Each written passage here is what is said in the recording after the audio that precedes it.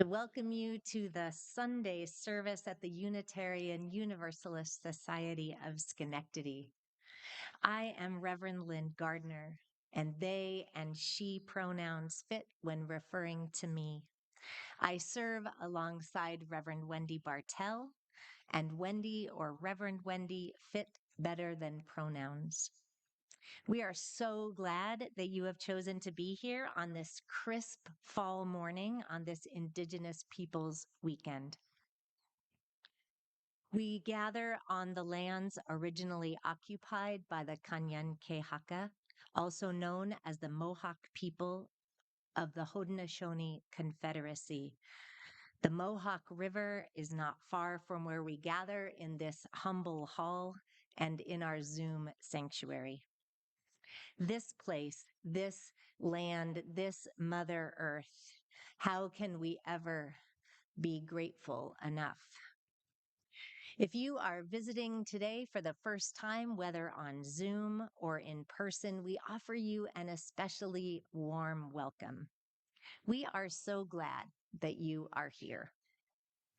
My name is LB. It's nice to see you all today. I'm glad the sun is back out. You can use any pronouns for me. Any and all are my pronouns. I've been coming to this congregation for a little over a year now with my family. And as a person who grew up Episcopalian, I missed having a place to go to on Sundays and a place for my kids to build community outside of their peers at school. I was longing for open-minded people who are exploring their spiritual beliefs without the heavy dogma of Christianity, and where my queer family could find support. And I'm glad to say that we found a place of support here. This week is National Coming Out Day, and I was a former LGBTQ professional. We in the biz, we jokingly refer to that as gay for pay in the field. And I've had lots of opportunities to organize events around National Coming Out Day. It's a day that honors the many ways that LGBTQ people have had to not only come out, but insist on our existence. It's just one day, but for many of us, the coming out process is perpetual. I first came out as gay when I was 19, and then as queer a few years later, and then as genderqueer a few years later after that. When my daughter was born, I came out again as a dad, a name I chose because mom didn't feel right for me. And it was a reminder that each coming out process was just that. It's a process. It was a process and continues to be a process of figuring out why I didn't feel right with my surroundings and my body, with my peers, in the classroom and in jobs. It was a process of trying to understand why feeling free and feeling joy was so difficult. While I've left some of those terms behind me, being dad requires an almost everyday task of coming out. And sometimes coming out is fraught, but also sometimes coming out is fun. It's not all doom and gloom. But it is always something that I have to do and have to think about. And regardless of how the interaction goes, how frustrated I feel, I remember that being queer, in whatever shape or form it presents, is a gift, not just to me, but to the world. Now, the word queer is a word of uncertain origin that had entered the English language by the early 16th century, when it was primarily used to mean strange, odd, peculiar, or eccentric. I actually really love that definition. But by the late 19th century, it was being used colloquially and as a pejorative to refer to the same-sex attracted men. And for many years and today, it's still used as a pejorative and as a way to cause harm. But my favorite reclaiming definition of the word queer is from writer, poet, academic Bell Hooks. She says, queer not as being about who you're having sex with, that can be a dimension of it, but queer as being about the self that is at odds with everything around it and has to invent and create and find a place to speak and to thrive and to live. For so much of my life and even today, I have felt at odds with everything around me, but it has taken much of my life to understand that being at odds with everything around me is not a personal problem, but a social one. I am not at odds with the world. The world is at odds with me and with queerness. Thanks. For my gender, I personally like the word genderqueer because it leans into the disruptive nature of queerness. My gender is not static, it moves. It morphs and shapes in relationship to the people I am with and their understanding of gender. My own day-to-day feelings about my gender doesn't change very much, but as a person in the world, how you interact with my gender shapes me, but it also shapes you. If you are willing to be shaped by queerness, if you are open and willing to disrupt what you were taught about what a man or a woman or masculinity or femininity looks like, you don't have to be trans to be disruptive in this world. In fact, much of what we talk about here every week is disrupting something: racism and white supremacy, harm to the environment, attacks on the most vulnerable. So, in the spirit of National Coming Out Day, let this be another place that each of us ask ourselves in our own small ways, how am I disrupting this world's narrow view of gender and sexuality? Thank you.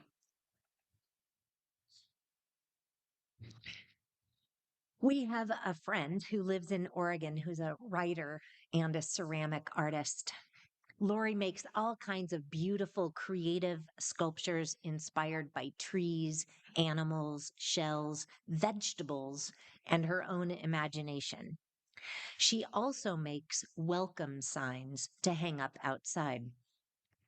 They read, "We welcome people of any nationality, sexual orientation, religion, and race." She started making them in 1997 after a longtime friend shared with her and her husband that he is gay. He was clearly nervous when he told them, and they reassured him that they loved him and that they were grateful for his friendship and his trust. After he left, they wondered aloud to each other, how did he not know that we were safe to tell? How long had he been wanting to tell us but was unsure? Well, it's not like we have a sign or anything, her husband said. So after that, Lori made sure that they did have a sign and that others could have them too. Even when a person or a place has named themselves as being welcoming or accepting, it can still feel risky or be a lot of emotional work to come out. To declare one's identity as bisexual, queer, lesbian, gay, pansexual, asexual, questioning, genderqueer, non-binary, transgender, or in any other way, not heterosexual or cisgender. Sometimes coming out involves disrupting an assumption that someone else has made. For instance, when a person sees my wedding ring and assumes that I have a husband, or when I was previously married to a man, assuming that I was heterosexual. I have known since I was 18 that for me, attraction isn't dependent on the other person's gender or sex. For that reason, and also because I'm left-handed, because queer can also used to mean left-handed, I have identified as queer for almost 40 years. I was queer when my partner was a man. I was queer when I was single. And I am queer now that I am married to Wendy. A person is lesbian, gay, bisexual, transgender, or queer because of who they are, not because of who they are with. Coming out is still risky because we know that there is potential for loss of family, friends, a job, home, a loss of community, even loss of safety. Coming out is personal, and it isn't expected or owed or required. It is a choice that we make again and again and again, except when it is not, and someone else makes that choice for us in what is called outing someone. Best to try and avoid outing someone if that isn't abundantly clear.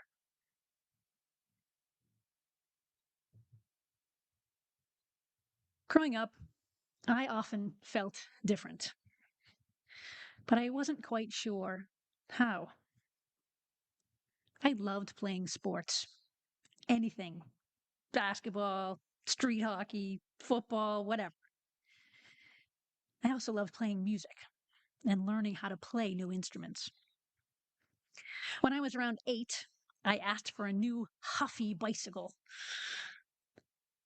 but I didn't want that pink one that was clearly being marketed to girls. I wanted the black one with the racing number on it. When I was 10, there was a concert band in middle school, and so there was an instrument information night that my parents and I went to. I was trying to decide between the trumpet and the snare drum. Even though the flute and clarinet were clearly being marketed to the girls, I chose the drum. I don't know if my parents balked at all at any of these choices. It was the 70s. I was already carrying around the name of tomboy, a ridiculous and sexist tradition, I might say, but at the time didn't much care about the label one way or the other. I started realizing in late high school and early college that I was attracted to people. Not all people, obviously, I'm more discerning than that.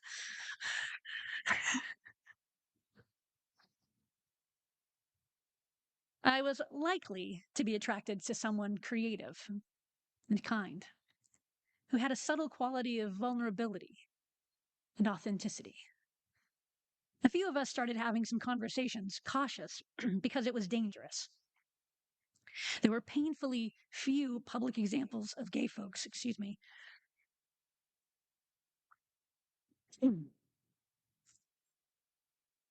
Because it was dangerous, there were painfully few public examples of gay folks in my small working class town, and certainly no one at the Catholic college that I attended because they offered my major.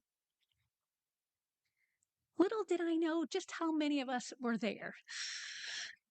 At 21, I began to come out to other people after having come out to myself. To a very few trusted close friends, who in turn came out to me, as sometimes happens. I came out as gay first, and then soon after as a lesbian, as I began to learn the socio-political patriarchal influences of naming oneself. I would eventually move from Massachusetts to California and join a support group for young adults who were in the coming out process. It was a wildly diverse bunch full of angst and longing for freedom. In my mid-20s, I would start using the word queer, though it was and still is a popular epithet as I'll be named. I was an activist by then, and when one chooses a label, it is a lot harder for it to be used against you. Besides, queer opens up so many more fabulous possibilities of how to be in the world. And not much later, by about the mid-90s, I would adopt genderqueer, long before anyone in my circle was talking much about the gender binary. I didn't feel like woman or man quite captured who I was coming to know myself to be. I wanted to wear what I wanted, not what was in a particular section of the store. I wanted to dance across the whole spectrum of gender expression, and I still want that for everyone else too. The use of the word queer and genderqueer meant I didn't have to follow someone else's definitions of what it means to be alive, or with whom I might build a life. And it was still quite dangerous. I remember walking in silence down one of the busiest streets of San Diego, candle in hand, tears rolling as hundreds of people took to the streets for a vigil for Matthew Shepard when he died. It was 25 years ago this year. That young man was pistol whipped and tied to a fence, left to die in Laramie, Wyoming. In the past couple of months, at least 4 transgender or non-binary or gender non-conforming people have been killed. In the early 2000s, I saw my first performance of a drag king group. I'd seen drag queens a long time. But at San Diego Pride, a group of kings got up there. Not long after, I entered a local drag king competition. a place to even further expand and explore gender and gender expression, and another venue in which to be an activist and a Unitarian Universalist. I happened to win that competition and was invited to the finals. I was invited to the finals. I somehow won that too.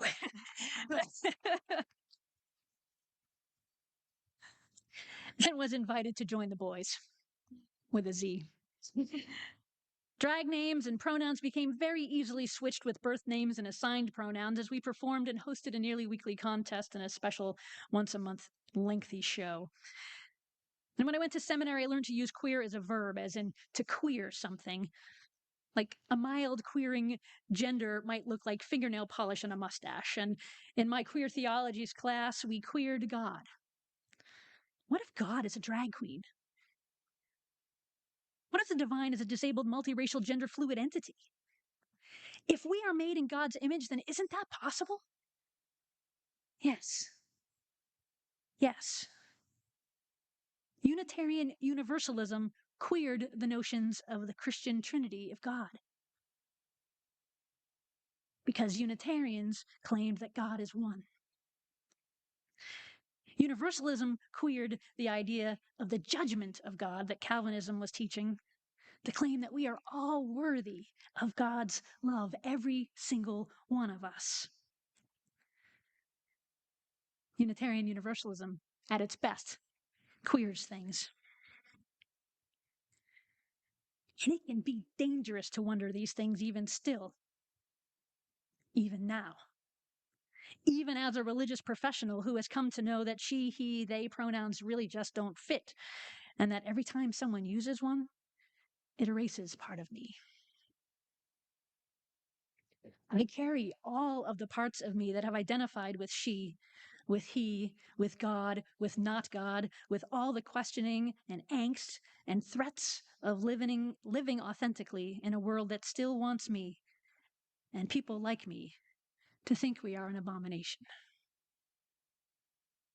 And still, I know that closets are for clothes and that everyone deserves access to life-affirming health care, no matter their identity. The other thing I know is that marriage equality is not gay marriage. And I wish people would stop saying it.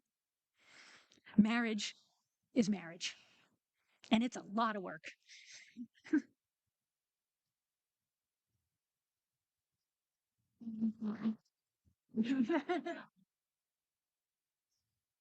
Marriage is marriage. It is shaped by the people who are in it, right? Even as each marriage is unique to these people involved, I will say that I am the luckiest person to be married to you, Lynn Gardner.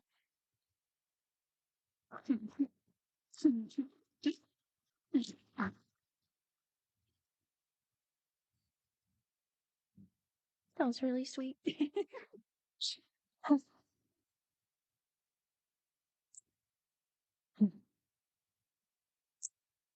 And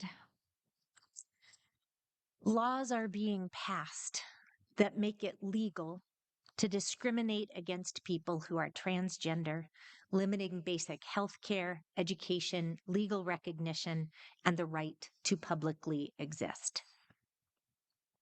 574 bills have been introduced. 574. While 125 bills have been voted down, 83 have already passed into laws in 22 states. 22 states. There are currently 366 active bills in 48 different states, including New York. 2 bills are in New York. These bills would harm people that I know and love. And so I call legislators and I vote every chance I get, including little local elections.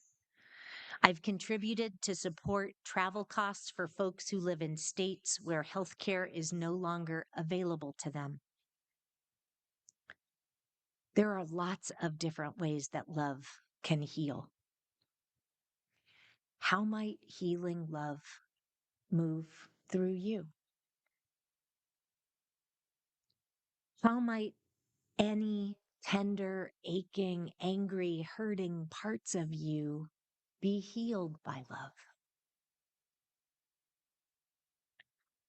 While creating and sustaining a loving, affirming community doesn't keep anyone completely safe, it does make a difference, especially to those of us who have been harmed by other religious communities. And it takes effort. The Reverend Victoria Safford, who retired from serving the congregation in White Bear, Minnesota, spoke of this difference clearly when she said, "People ask me sometimes, is this a gay church?"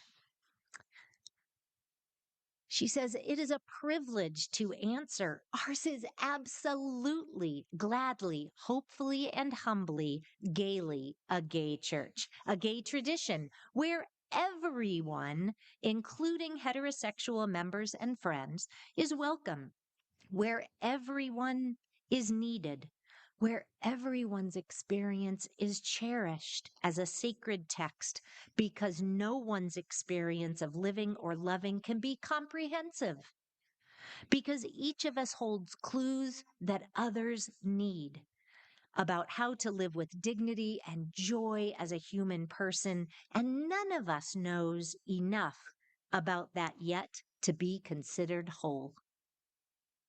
Reverend Victoria continues, "I do not speak of tolerance with its courteous clenched teeth and bitter resignation. I will not speak about acceptance of other people and some other kind of lifestyle. I can only look in laughing wonder at human life in all its incarnations. I can taste only in passing the breath of the spirit of life on my mouth and understand our common longing to breathe in deep, deep gulps of it. I cannot think of being anyone else's ally, even, because even that implies some degree of separation, some degree of safety for some of us, but not all. We are allied with no one and with nothing but love. The larger love transcending all of our understanding, within which all the different, differing, gorgeously variant, various, beautifully deviant aspects of ourselves are bound in elegant unity. She concludes, I know that on some sad and disappointing days, these words describe the church that yet shall be, and not the church that is. I know. I know too that to answer is an act of creation. To answer this question and some others is a privilege, a prophetic imperative, a joy, a duty, a holy sacrament."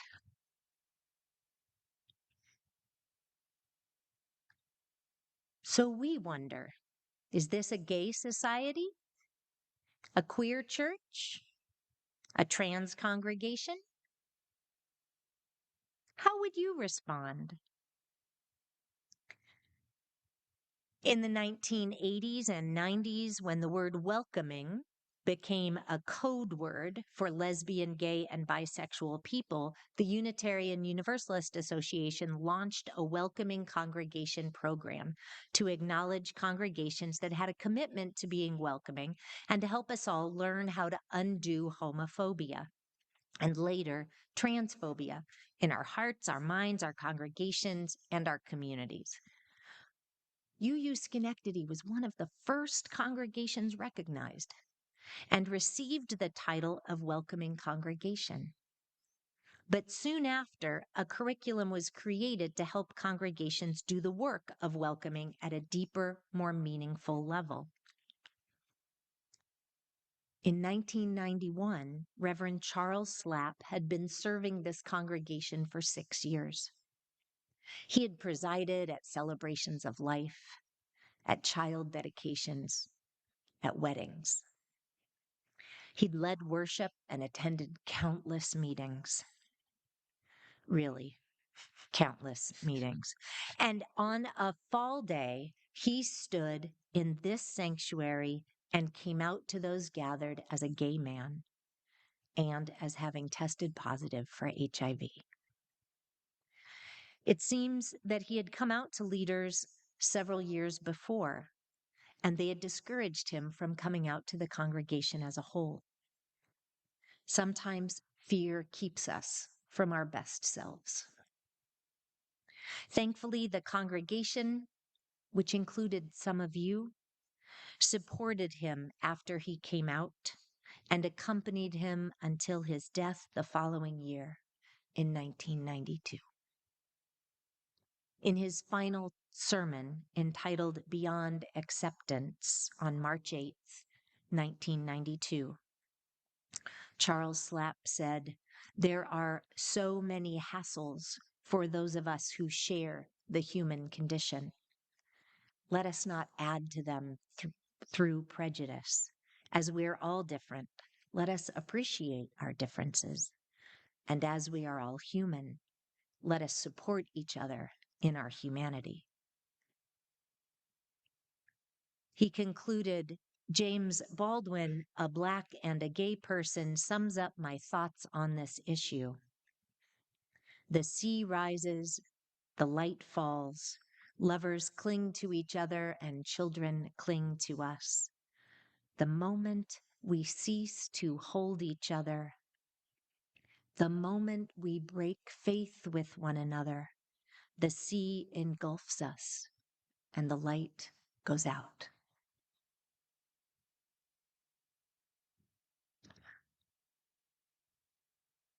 In 2023, what do we have to learn about holding one another with care, about keeping faith with one another?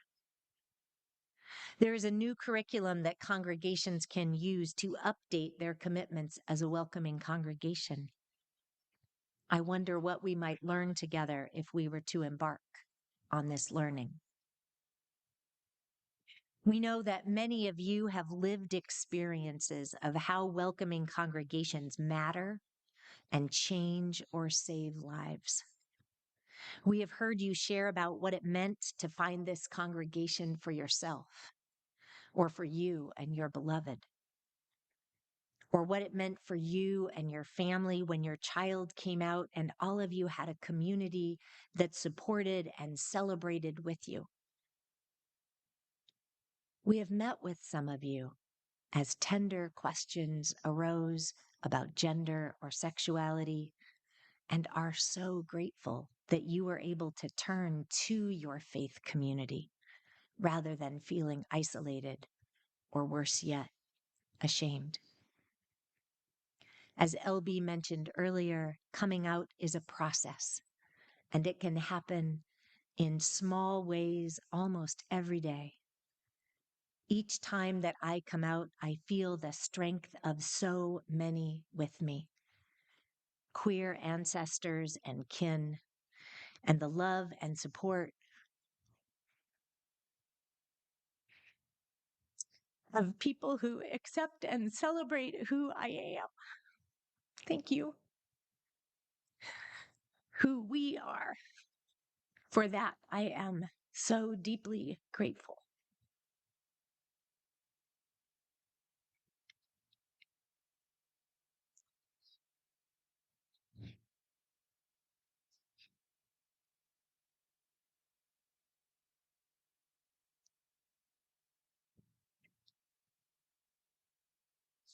Not too many months ago, we officiated a celebration of life for UUSS member Cecilia Scott.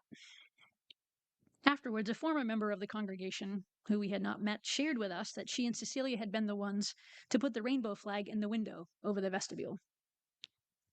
It was a curious moment for us.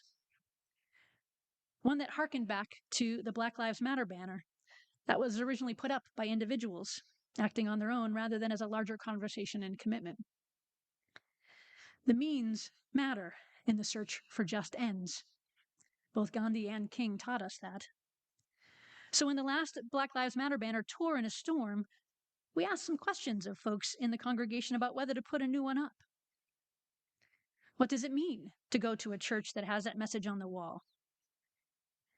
How are we living within and beyond these walls as Unitarian Universalists so that we are making sure that Black lives really matter in every sector of society, including here?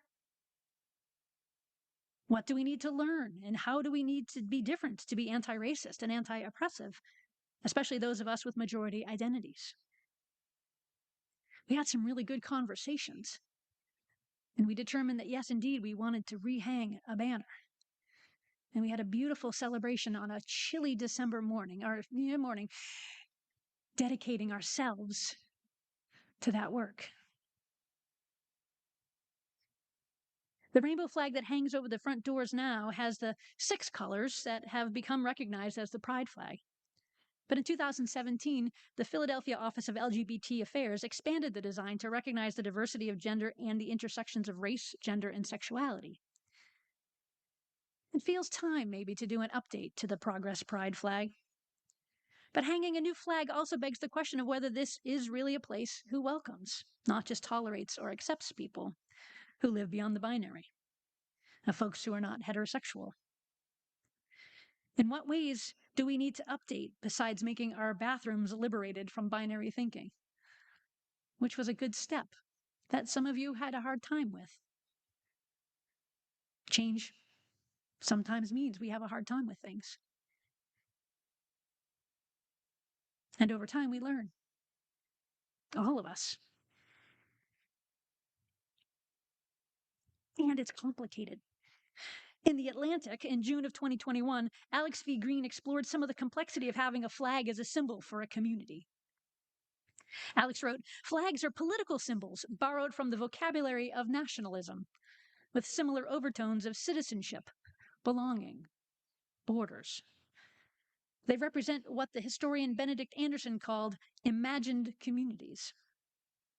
Self-constituted entities united less by shared experiences than by shared beliefs in shared experiences. Flags as symbols facilitate sociality between strangers, inviting community between people who may never actually meet." Elliot Tilichek, a PhD candidate at the University of Toronto who is researching queer activism, told Green that Tilichek argued that expanding the symbolic range of the Pride flag, for example, can have real-world effects, enhancing intra- and inter-communal bonds by creating a sense of belonging. He went on, "Shared symbols can interpolate people into a collective sense of community. We human beings are hardwired to belong. We want, most of us, to belong. But, and, having a pride flag to represent us contributes to the controversial idea that there is an us to represent," concludes Green. So it's more complex than just do we hang a banner or a flag. It's a symbol, a signal even. But what is it symbolizing? How might we be, each of us, all of us, more welcoming? How might we have the inclusion within our congregation match the welcome that is portrayed on the outside of our buildings? We've added signs to the bathrooms and we share our pronouns in most gatherings, but that's only a start. We do not have all the answers. We have more questions probably than answers. But what we do know is that it will take more than a small handful of folks, which is why we hope that we get to do that curriculum. If you're interested, please talk with us. Because we know it matters. It matters to people who are here right in this circle, right in our Zoom room sanctuary. And it just might matter to the person who will courageously, sometime in the near future, attend here have the courage to come through these doors, hoping to find a community where they can be fully who they are and who they are becoming. And as LB noted, be shaped by one another. May we be so brave, so fabulous, so loving. May we be willing to disrupt our own and others' assumptions of gender and sexuality so that we widen the circle of belonging for the fabulous rainbow of human experience and expression. May it be so. Salam, shalom, ashe, namaste, amen, and blessed be.